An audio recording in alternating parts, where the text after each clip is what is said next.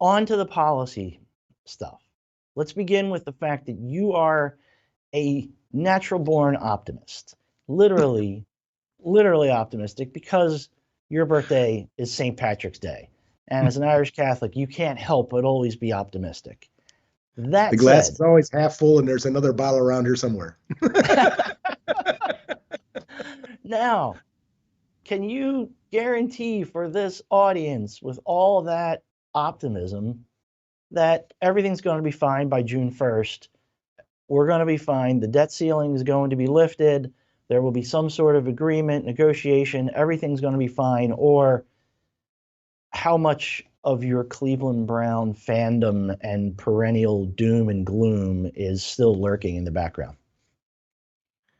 I believe that the negotiations are taking place to get to an end result to cure the problem with the debt ceiling.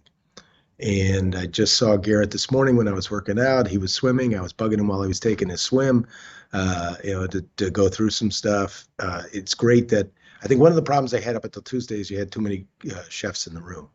And in order to get to where they need to go, you have talented folks like Steve Ricchetti and Shalanda from the president's office, and now you have Garrett, who I have full confidence and respect in. I've worked closely with them over the years, and they both have the respect of their bosses, the president and Kevin. And I believe that Speaker has appointed him for that reason, and we have an idea where we're supposed to go. It's not going to be exactly what we sent over in the first place, but Paul, we were the only game in town. There was no other offer out there until we passed it. And so we passed it and we put in spending cuts. Come back to us. Talk to us where you can be. I mean, some of our folks, obviously, I've heard and read in your columns and in the media that they're being unrealistic, that, that was a starting point and we want more. No, that was a starting point, and now we're waiting for the next volley back, and we're continuing to work towards that. And the June 1st deadline, that moved up very quickly after we passed it because no one in town expected us to pass it, and so it passed. And last week we passed the border bill.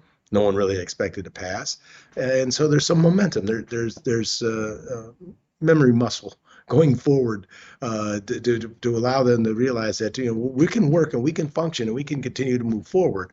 Now, I hope that the status of this will be making progress towards getting it done by June 1st, or putting something in place that, if we need to buy a little more time, gets us beyond there. But I can sincerely tell you that we do not want to fail on the debt ceiling. That's not going Oh, to happen.